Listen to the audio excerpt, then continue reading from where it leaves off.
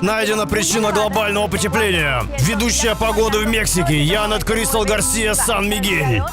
По этим диаграммам, по этим прекрасным кривым, становится ясно, почему температура резко поднимается. Жена тебе утром говорит, что-то вроде будет ужасная погода сегодня. А ты, да нет, все прекрасно.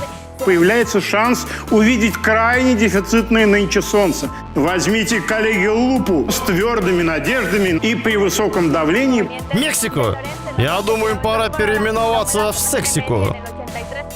Я даже начал учить испанский по этим видео. Какие-то джуви, сап, тигрес, рваные джинсы.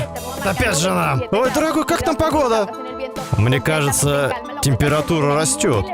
Кстати, бойфренд ее бросил, чтобы больше времени уделять игре Call of Duty. И я не шучу, он и взял себе новую девочку. Вы скажете, молодой человек, вы могли бы помолчать? Я тут пытаюсь сконцентрироваться. Да, пожалуйста, вот концентрируйтесь. Когда я на 4, уровень должной концентрации достигается в 4 раза быстрее. Как же много мы можем узнать о других культурах через эти передачи. Вон там какие-то виента и весь этот горошек.